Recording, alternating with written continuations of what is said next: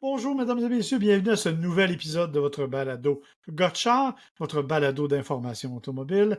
Cette semaine, une semaine un peu spéciale parce qu'on a décidé de laisser de côté l'actualité traditionnelle pour aller dans une autre direction, mais je vais laisser William en parler. On va quand même faire des essais et de mon côté, je vais vous parler du Volkswagen Atlas. Moi, de mon côté, je vais vous parler de mon essai de deux versions différentes d'un véhicule assez luxueux, merci, le BMW X5, dont la version M Competition, qu'il faut que j'admette était particulièrement impressionnante. Et, comme il l'a dit, on va avoir un dossier un peu spécial et aussi quelques actualités un peu plus loufoques, mais ça, on peut pas dire qu'on fait pas ça à chaque fois. Moi, c'est William Bouchard. Et moi, c'est Marc Bouchard et vous écoutez Gotchard.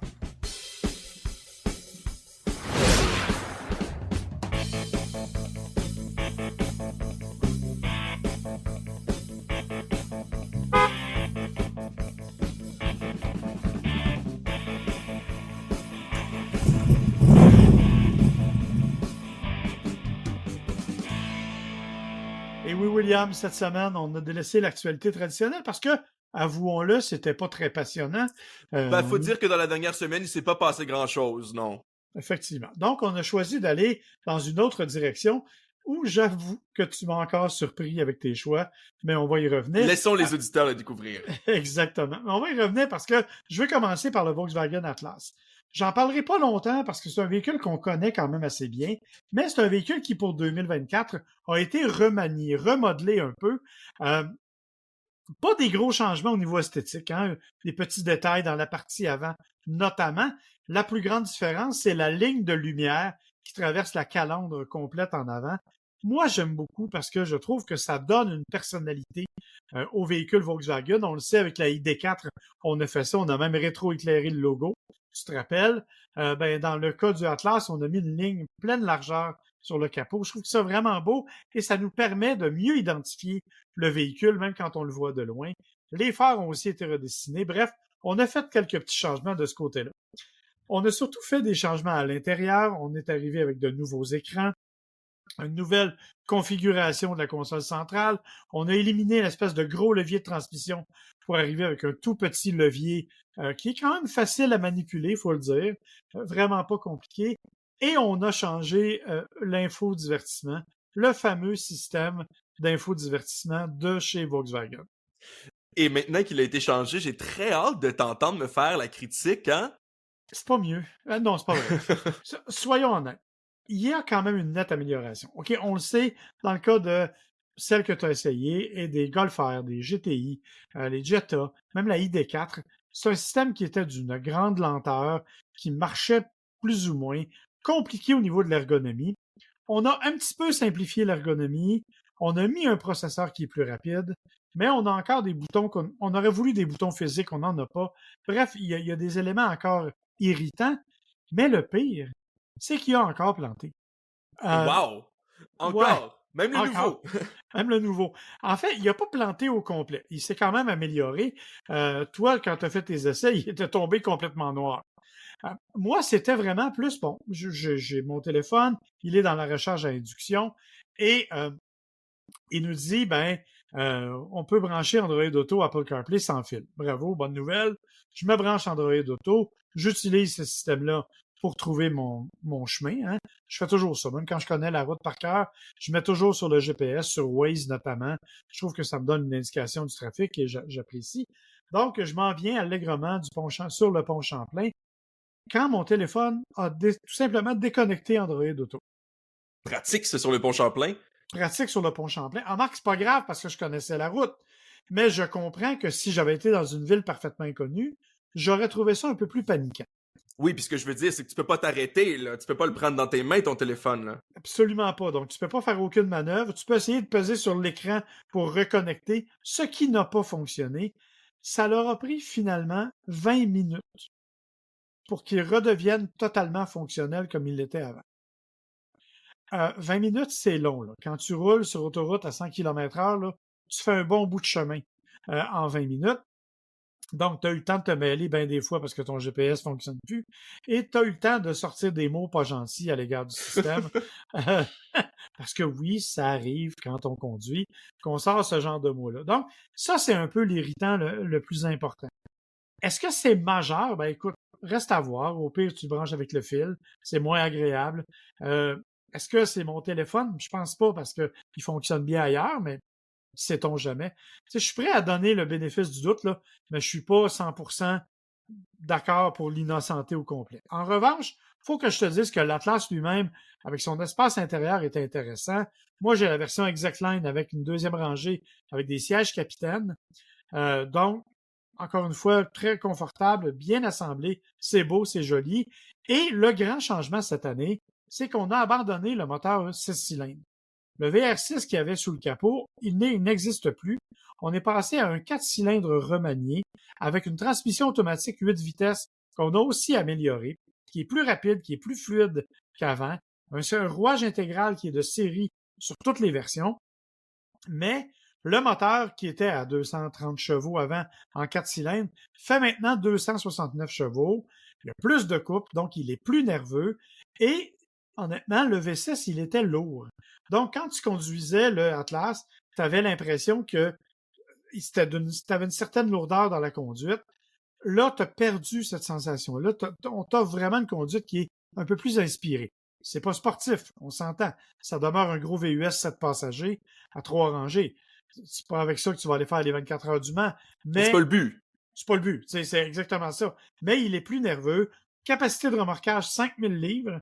D'ailleurs, l'ancien 4 cylindres, si je me souviens bien, n'avait que 2500, ce qui est un peu étonnant comme amélioration, mais en tout cas, c'est quand même important.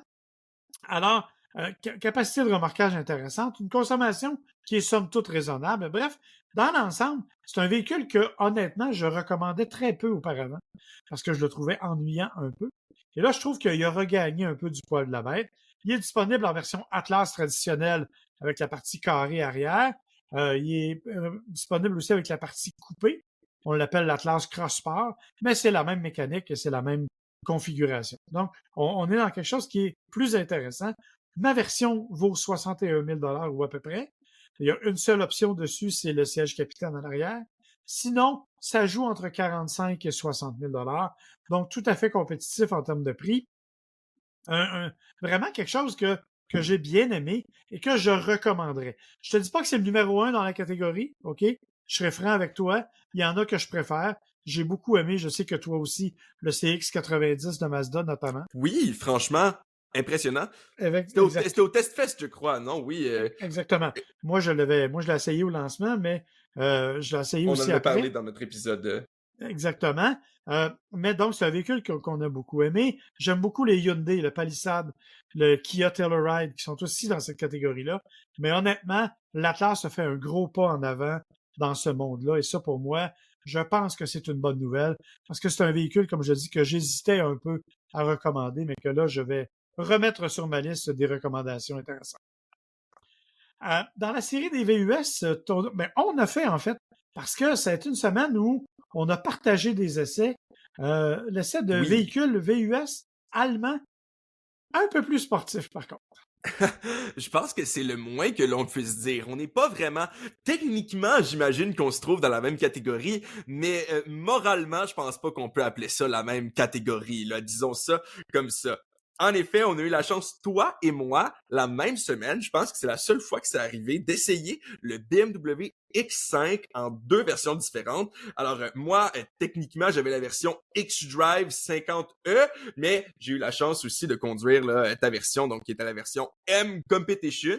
Bien sûr, je vais parler un peu de la version X-Drive 50E parce que c'est la version PHEV, c'est la version que j'ai pu conduire, mais soyons honnêtes, c'est pas celle-là qui a vraiment retenu tant que ça mon attention entre les deux et vous allez comprendre pourquoi assez rapidement.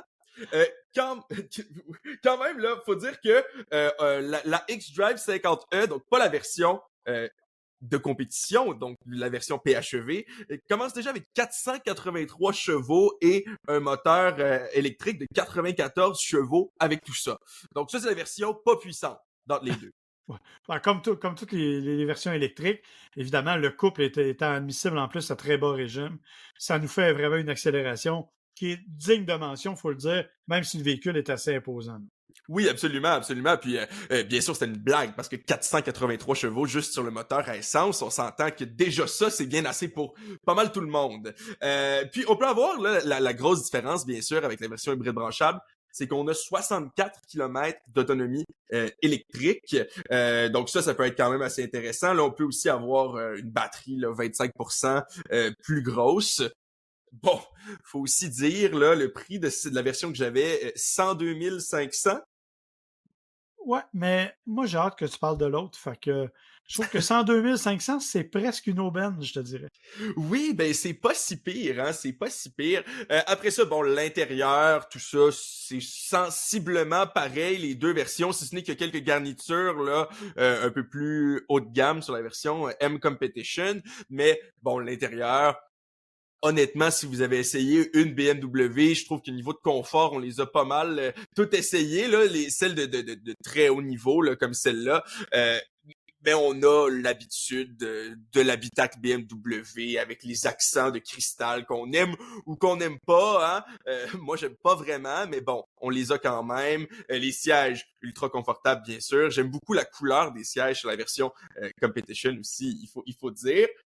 Le système d'infodivertissement, c'est pas qu'il est pas efficace. On va lui donner ça.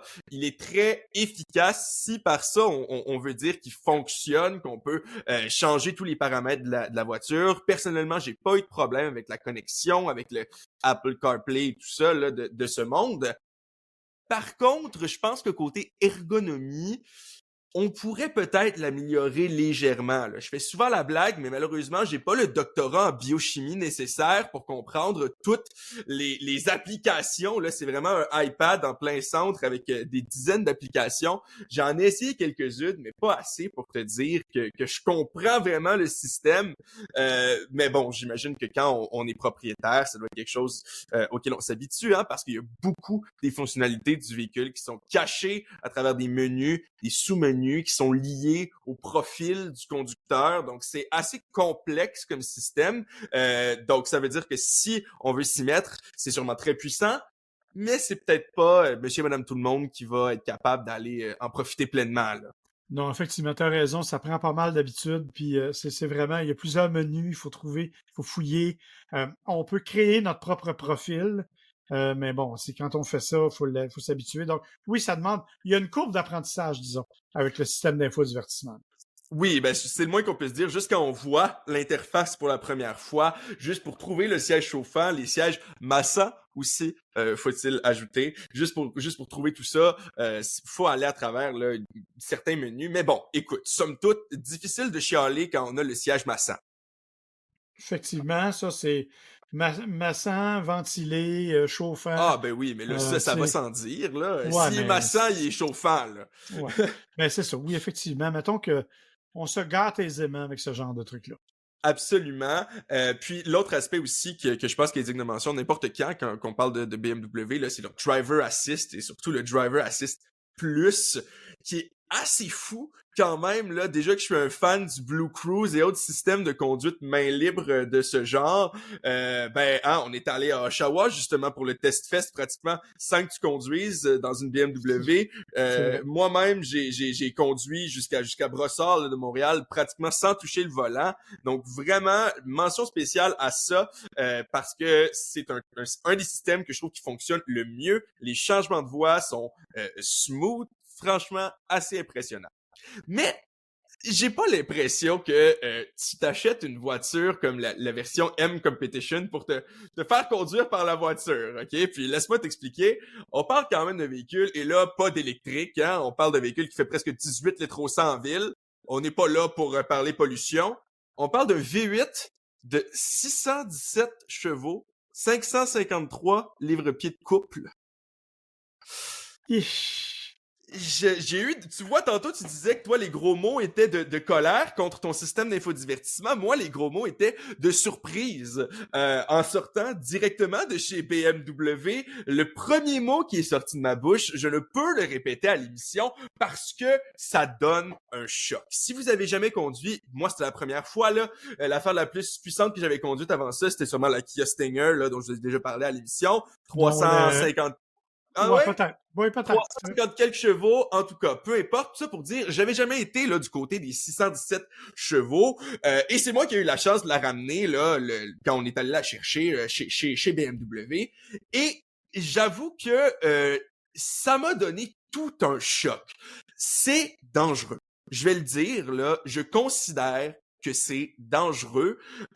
Puis je crois que j'ai quand même des bonnes compétences en termes de conduite. J'ai pas les décennies d'expérience que certaines personnes là, qui nous écoutent ou même toi, vous pouvez avoir, mais quand même, tu sais, j'ai suivi des cours de conduite, j'ai eu la chance d'avoir un bon prof chez moi, il faut dire. J'ai suivi des cours de conduite là, supplémentaires, pas juste bien sûr ceux pour avoir mon permis. Je pense que je suis quand même un bon pilote. Mais je crois que même à ça, il y a une partie avec cette puissance-là que j'ai trouvée dangereuse, presque épeurante. Faut dire que je suis pas le public cible pour ce genre de puissance-là. C'est pas mon bac dans la vie là, de faire vroom vroom, d'aller vite. Mais j'ai de la misère à comprendre comment est-ce qu'on pourrait vouloir ce genre de puissance-là avec le derrière qui a tendance à partir, avec la concentration presque permanente que ça prend pour être capable de prendre les courbes en toute sécurité pour un VUS familial. Ouais. Ça, c'est la partie que j'ai de la misère à expliquer. Je vais me permettre de dire que c'est pas un véhicule qui est difficile à maîtriser. C'est-à-dire que Non. il est bien équilibré, les suspensions sont vraiment bonnes, la réaction du moteur est incroyable, les freinages sont super bons. Tu peux faire différents réglages en mode sport, en mode régulier, mais tu as raison de dire que ça demande une attention constante parce qu'il n'est pas difficile à maîtriser, mais si tu ne regardes pas où tu vas, il peut te mordre facilement. C'est ce que je veux dire, tout à fait. C'est pas un tue-monde, là. Je veux pas prétendre, là, que c'est quelque chose qui va être dangereux de manière, à cause de la mécanique du véhicule. C'est bien fait, c'est précis, c'est, la maniabilité, là, c'est incroyable. Ben, les BMW, on s'entend qu'ils sont pas mal reconnus pour ça, ce plaisir-là de conduite. Mais je ne comprends pas pourquoi on voudrait avoir ça sur un VUS familial. Moi, c'est surtout cet aspect-là. On me dit, je vais me prendre une voiture de course, là, je vais me prendre une voiture, je l'amène à la piste le dimanche ou peu importe, ben vas-y, fais ce que tu veux. Tu me dis, je vais aller payer, on parle d'un véhicule 136 000 prix de base, sans les frais, sans les taxes. La version que j'avais était pas mal plus que ça, là, quelques dizaines de mille de plus que ça. Donc, on s'en tire pas en bas de 150 000 pour un véhicule comme ça.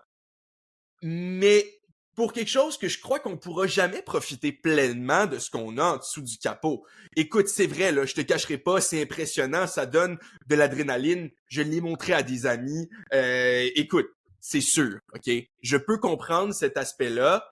Par contre, dans un 5 places luxueux en train de me faire masser, il me semble que j'ai d'autres priorités, j'ai d'autres aspects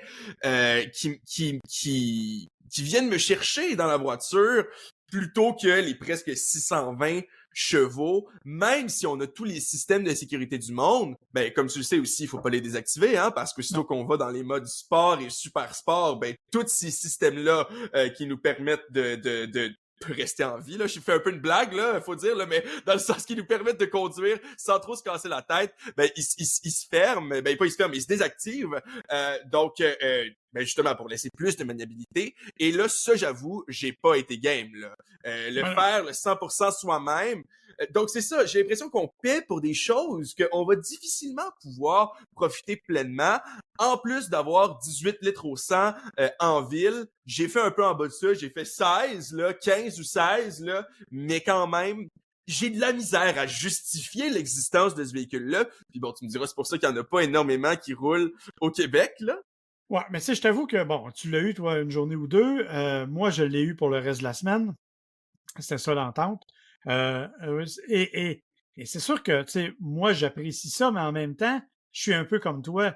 Je trouve ça le fun à conduire, mais pour aller faire mes commissions puis aller au centre d'achat, ben j'utilisais l'autre véhicule parce que ça, je trouvais ça un peu trop violent, un peu trop rough aussi des fois.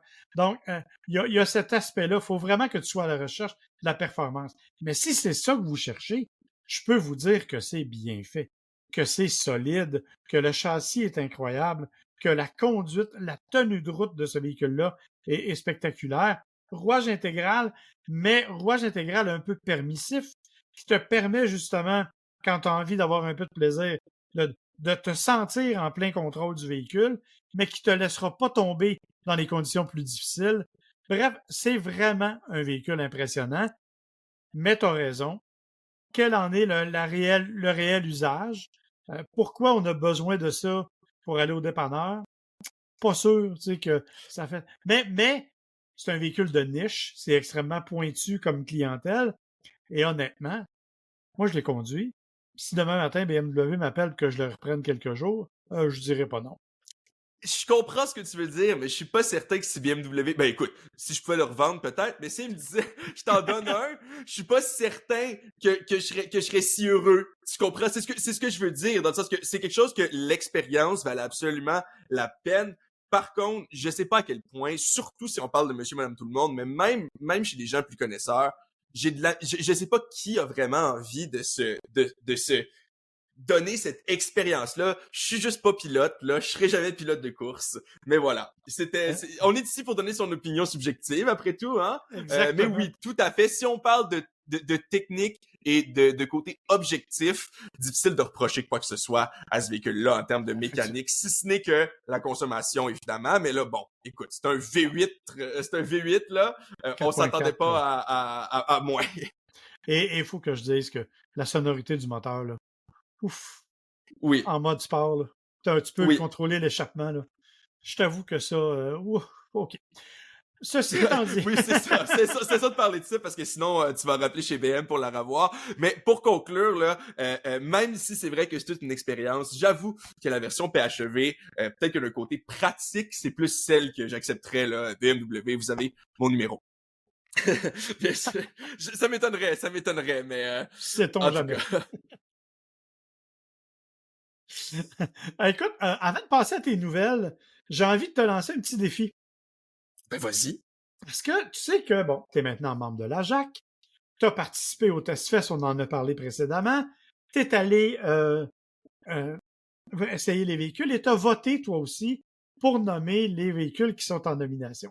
Or, cette semaine, la JAC a dévoilé les nominations. Faut me rappeler que, contrairement aux années précédentes où il y avait 15 catégories, cette année, il y a 4 catégories. Voiture canadienne de l'année, voiture électrique, VUS canadien, VUS électrique. C'est tout, ça finit là. Et on a 5 demi-finalistes par catégorie.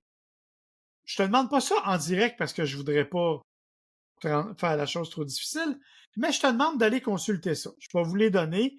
Pour la voiture canadienne, il y a l'Acura Integra Type S, la Honda Accord, la Subaru Impreza, la Toyota GR Corolla et la Toyota Prius. Du côté des voitures électriques de l'année, il y a la BMW i4, la Genesis G80 Electrified, la Hyundai Ioniq 6, je ne sais même pas pourquoi Yeah. la Lucid Air et la Toyota Prius Prime. Du côté des VUS, Genesis GV70, Honda CR-V, Mazda CX-90, Subaru Crosstrek et Toyota Grand Highlander. Et enfin, du côté des VUS électriques de l'année, le GV70 Electrified, la Ioniq 5, Yeah. tu vas vraiment être partagé, la Kia EV6, EV9 plutôt, le Mazda CX-90 Plug-in et le Nissan Ariya. OK? Tu as donc 20 véhicules, 4 catégories, 5 par catégorie. Je te mets au défi, notre prochain épisode, je veux que tu me donnes tes choix. Je vais te donner les miens à ce moment-là. OK? Et s'il y a des auditeurs qui veulent nous faire parvenir les leurs ou nous les envoyer sur la page Facebook de Gotcha Podcast, ça nous fera plaisir. Et en février, parce que c'est en février que vont être nommés les gagnants, on pourra vérifier à quel point on était dedans ou complètement dans le champ. Et je peux te dire déjà là, que moi, j'ai essayé la Honda Accord, puis que j'ai chialé contre la Accord en disant que je la trouvais plate. Et elle est dans les 5 finalistes. Elle est même dans les finalistes de la voiture nord-américaine. Alors, je suis un peu dans le champ là-dessus. Mais, donc, on fera notre sélection nous-mêmes. Et on aura l'occasion à ce moment-là de comparer, voir si on est d'accord ou pas avec nos collègues.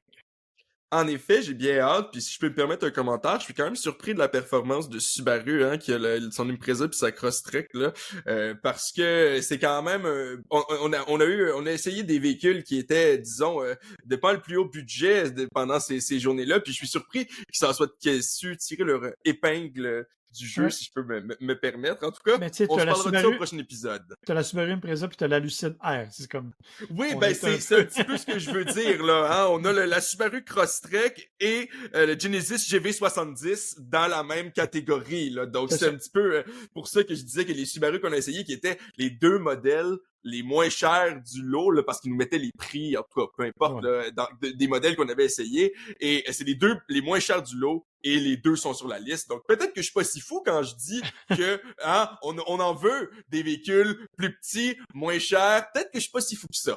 Non, t'es pas si fou parce qu'on est tous d'accord. Mais là, on va voir si t'es vraiment pas si fou que ça, parce qu'on va aller voir tes nouvelles maintenant.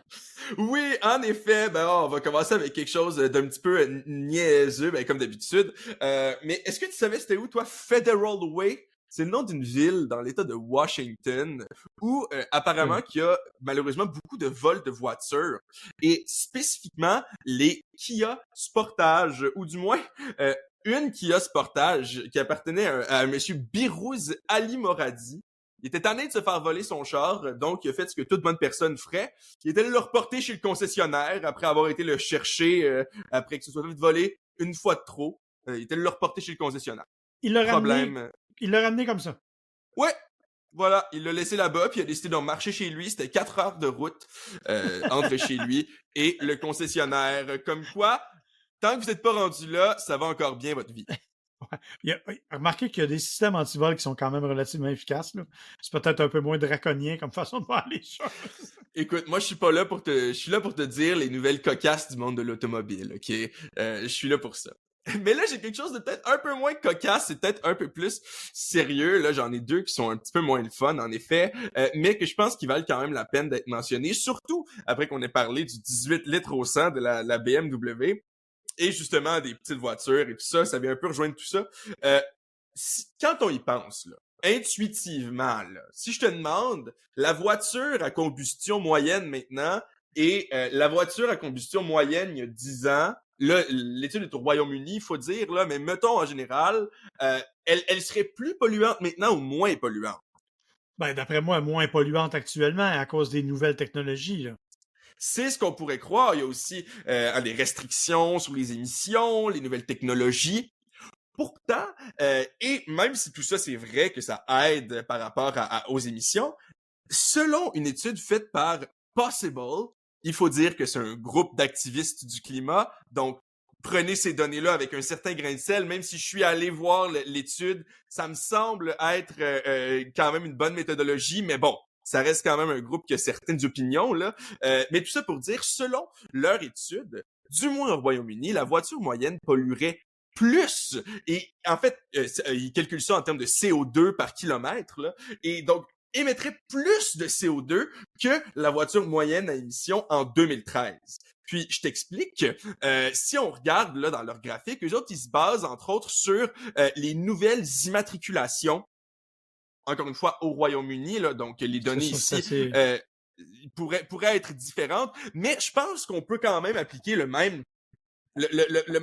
paradigme, là, le même modèle au Québec. Je vais t'expliquer pourquoi. Dans le fond, ce qui présente, c'est que entre le début des années 2000 et à peu près 2012, disons, là, 2011, on avait une bonne partie des véhicules qui étaient considérés des gros pollueurs. Donc ça veut dire entre 151 et 225 grammes par kilomètre de CO2, ou des super pollueurs, donc au-dessus de 225 grammes par kilomètre de CO2. Donc, il y avait une bonne majorité là qui l'était jusqu'à à peu près 2008-2009.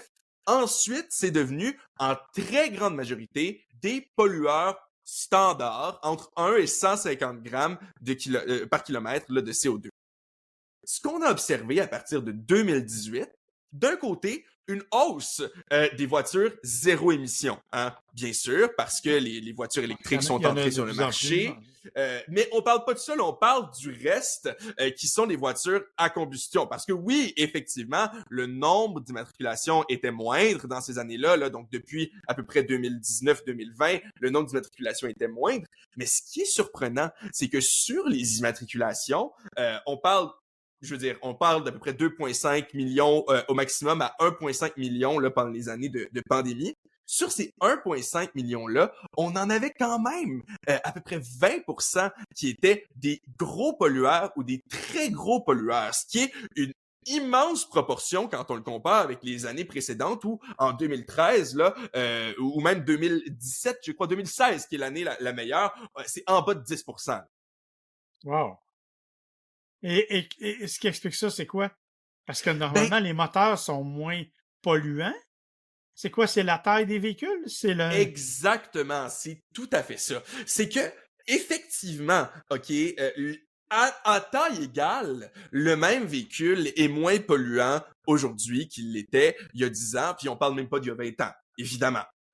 Mais l'aspect, c'est que le véhicule moyen vendu aujourd'hui va pas avoir la même taille que celui vendu il y a 10 ans. Comme je disais, hein, les Subaru se sortent un peu du lot parce que c'est des petits chars en bas de 30 000. Ben justement, le véhicule moyen aujourd'hui, si il y a 10 ans, c'était une berline pas trop chère, ben aujourd'hui, ça va être un VUS compact, qui va avoir une consommation d'essence beaucoup plus grande. Évidemment, comme je disais, il faut prendre ça avec un grain de sel parce qu'il y a aussi beaucoup de voitures électriques. On parle des chiffres qui sont au Royaume-Uni, mais malgré tout, on peut voir ici que les petits modèles, on les enlève là pour nous laisser où les modèles les plus bas de gamme de toutes les compagnies ou presque, ça se trouve être un VUS. Je pense au Hyundai Venue, des trucs comme ça qui sont à 25-30 000, mais qui vont avoir une taille pas mal plus grosse que le même véhicule de forme berline. Ford n'a même plus de berline à part la Mustang. Plus de voitures à part la Mustang. Chrysler n'a plus rien. Il y a Chrysler 300, mais on s'entend pour dire que ça achève. On est vraiment effectivement dans un monde où ça grossit énormément. Et même les voitures elles-mêmes. Je te parlais il y a quelques minutes de la Honda Accord. Moi, j'ai eu une Honda Accord dans les années 80.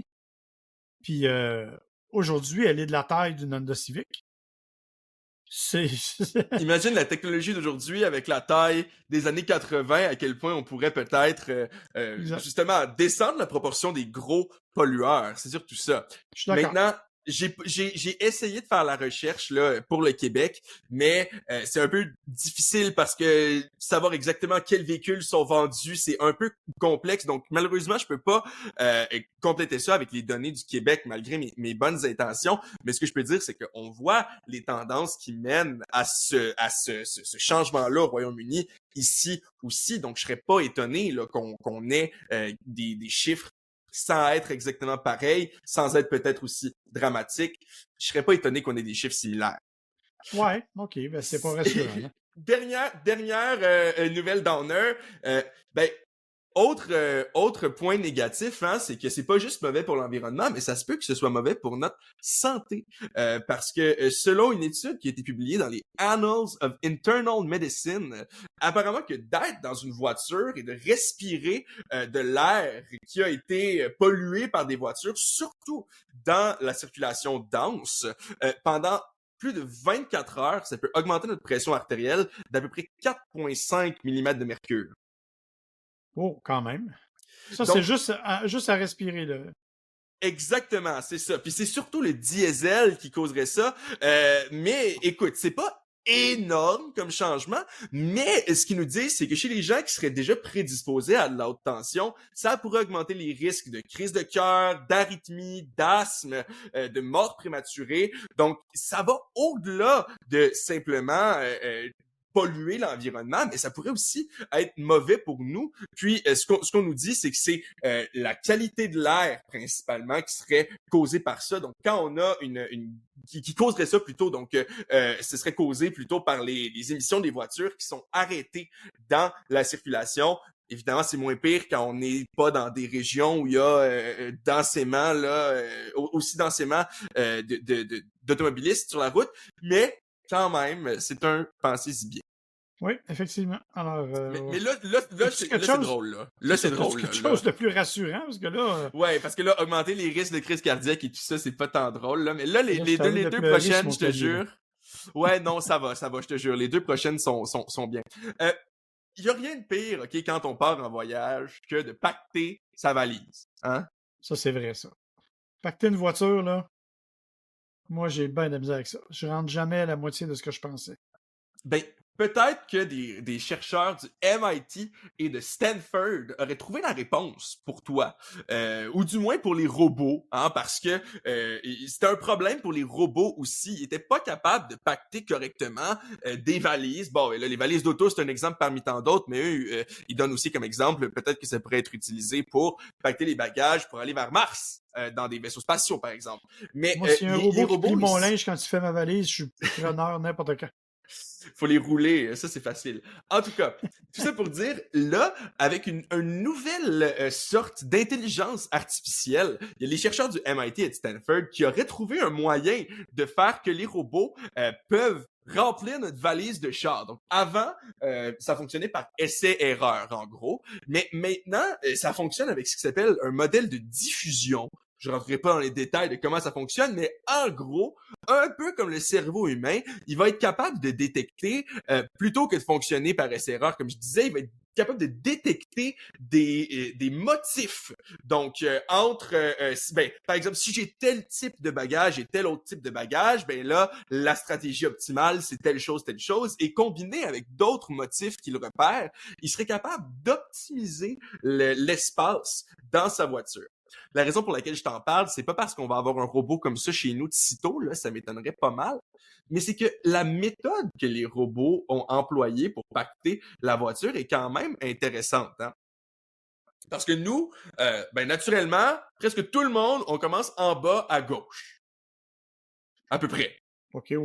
Imagine-toi en avant de ta valise, Ouais, en en bas à bas à gauche ou en gauche. haut à gauche. C'est un peu des deux. Ouais.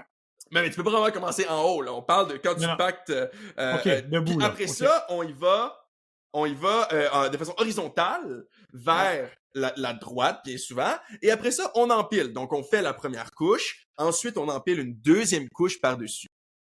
Aussi, il y a plein de règles, hein, qui pour nous sont très intuitives, mais qui pour les robots le sont pas. Donc, pour ceux qui se demandent, ils prennent en compte aussi le fait qu'il faut pas mettre les choses lourdes par-dessus les choses plus légères. Il prend en compte le fait qu'il faut être délicat, hein, et qu'il faut pas accrocher les autres choses qu'on a déjà placées pour aller placer quelque chose. Donc, ça prend vraiment tout ça en compte. Et les robots ont une méthode pas très humaine de remplir leur valise. Donc, peut-être qu'on pourrait s'en inspirer. Eux, au lieu de faire ça par couche horizontale, ils vont par pile verticale. Donc, OK. en gros, eux, ils ont pas disons, les limites humaines cérébrales de faire ça dans un ordre qui est censé. Donc, eux, ils peuvent faire une pile à gauche, une couche horizontale, une pile en plus par-dessus, une autre pile à droite, et ils ont optimisé ça pour détruire les motifs des humains qui seraient la cause justement de nos problèmes quand on est en train de pacter notre voiture. On est trop pogné dans notre paradigme humain de faire ça en couche, de faire ça de façon belle, tandis que les robots nous disent que la vraie solution, c'est de tout casser ça et d'empiler ça n'importe comment pour optimiser notre espace. Donc ça, j'ai trouvé ça particulièrement drôle. Effectivement. J'ai des cours à prendre, je te dirais, parce que j'ai jamais été bien bon à Tetris et j'ai pas que je commencerai pas encore. Non. Non. En tout cas. Là, mon dernier sujet, c'est celui que tu avais très hâte de parler, je crois. Oui. Hein, après mon dernier dossier la semaine dernière sur est-ce que c'est légal de faire un finger, hein, de faire un doigt d'honneur au volant, ça avait été inspiré d'un article de Motor Biscuit, je suis obligé de le dire. Et j'ai vu un autre article de Motor Biscuit cette semaine où c'était est-ce que c'est illégal de conduire en bikini? Mais là, bon, conduire en bikini, bien sûr que c'est légal. Là. Je veux dire, on se pose même pas la question. Là. Pourquoi ce le serait pas? Évidemment, c'est légal. Mais la vraie question, après que je me suis posée et que j'ai fait la recherche pour toi, c'est est-ce que c'est légal de conduire tout nu? Moi, je Mais non. dirais non. Ben non, hein? C'est Mais pas non. légal de conduire tout nu. Premièrement, on parle d'une situation hypothétique ici, je tiens à le préciser avant quoi que ce soit. S'il vous plaît, n'allez pas conduire tout nu. Et moi-même, je ne vais pas tenter les trucs que je vais vous dire à l'émission. Mais je suis allé Surtout que je vous regarder rappelle qu'on est en plein hiver et qu'il a fait moins 17 hier. Je vous Oui, suggère pas de conduire tout nu. ben écoute, peut-être qu'il y a encore moins de chances d'être vu dans ce cas-là, parce que justement, en tout cas, je vais revenir là-dessus dans quelques secondes, mais c'est une question un peu plus épineuse peut-être que ça pourrait sembler, parce que ben, moi aussi, ma première idée, ça a été de regarder sur Internet, puis la réponse, ça va être, ben non, t'as pas le droit de conduire tout nu, c'est évident, ça doit être considéré comme de l'indécence publique, là, la grossière indécence. Mais c'est pas aussi défini que ça, en fait. Parce que la vraie question, c'est est-ce que à l'intérieur d'une voiture, on s'expose? Eh, en fait, ben, Ben, normalement, c'est ça la question, hein? ouais, mais je sais pas, sais-tu? Quand on parle bien sûr là, d'un véhicule normal, là, on va commencer avec une question qui peut sembler encore une fois épineuse, mais qui est en fait assez facile. Est-ce que les femmes ont le droit de conduire seins nus? Ça, la réponse c'est oui. Au Canada, les femmes ont le droit, autant que les hommes, de conduire seins nus. Et Ouais, en fait, parce quand je qu'elles dis ont le seins droit. nus là, en public, là, C'est ça, je te pour dire, peu importe l'endroit, elles ont le droit d'être seins nus, là. c'est ça. Il y a plus de loi interdisant ça, là. Exactement. Et il n'y a aucune loi spécifique sur qu'est-ce qu'on peut ou on doit porter au volant ou on ne peut pas. Donc, tout ce qui est, on n'a pas le droit de conduire pieds nus, c'est pas vrai. Il n'y a aucune loi par rapport à ça. On a le droit de conduire avec ce qu'on veut dans les pieds. Et, ben, a priori, ce qu'on veut sur le corps, hein, il n'est pas écrit non plus. T'as pas le droit de conduire tout nu. Mais là, la question, au Québec, la vraie question, c'est premièrement, est-ce qu'on vous voit? Parce que même chez soi, on n'a pas le droit d'être juste tout nu dans sa fenêtre. Hein? Il y a des lois par rapport à ça. Il faut s'assurer d'être couvert pour que les autres ne nous voient pas. Et la question, c'est est-ce qu'il y a des comportements associés à ça qui pourraient être indécents? Et là, Ouais. ça, ben, bien sûr, je pense que tout le monde s'entendait là-dessus. On parlait pas de ça, là. Même chose pour être seins nus, hein. Si on se frotte, là, on n'a pas le droit en public, c'est considéré indécent. Mais la raison qui a fait que j'ai voulu en parler, c'est que je suis allé regarder sur Internet et bon, ok, c'est aux États-Unis, c'est pas au Québec, mais je suis tombé sur un article de honestpolicy.com qui nous donne des trucs, 9 trucs pour bien conduire tout nu. Je suis désolé. Attends, 9 trucs pour bien conduire tout nu. OK. Je sais pas, moi, il me semble que j'ai pas besoin de tant de trucs que ça. Ben écoute, je vais quand même te les donner. Parce que Vas-y. ça m'a bien fait rire.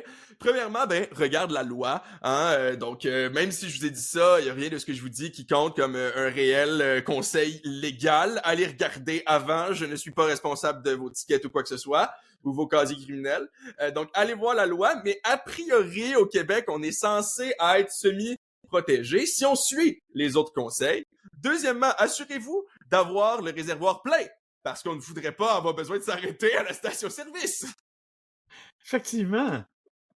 Effectivement. Bon choix.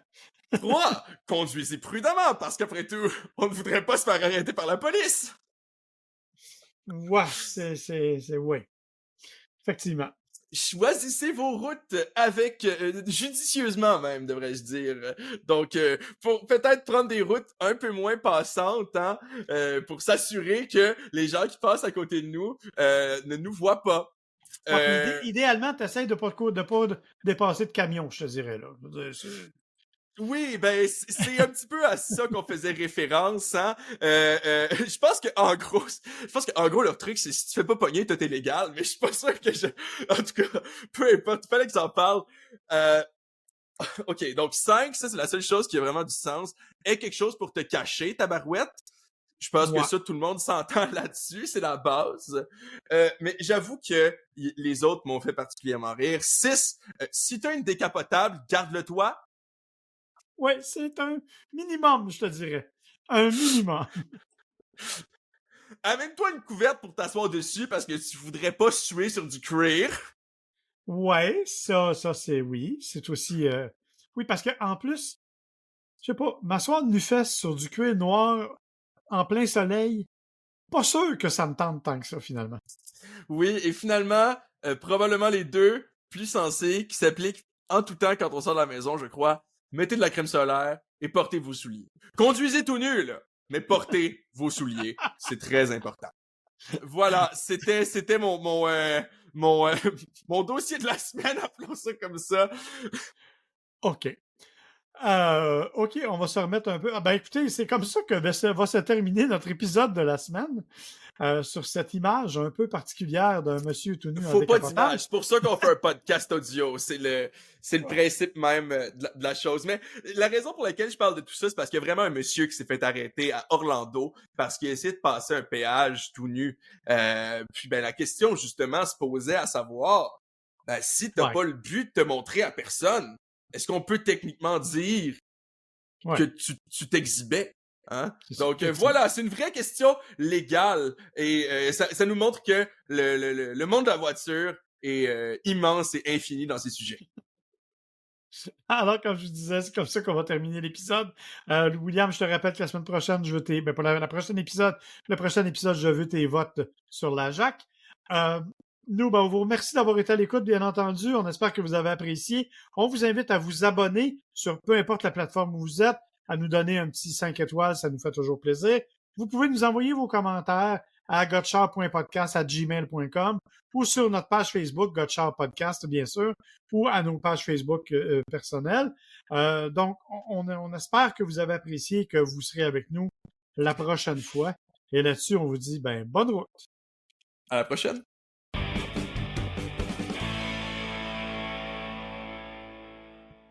Gotchard est une production de l'agence MWA Bouchard, à l'animation Marc et William Bouchard, au montage sonore Audrey Denomé et pour la musique thème Kevin MacLeod.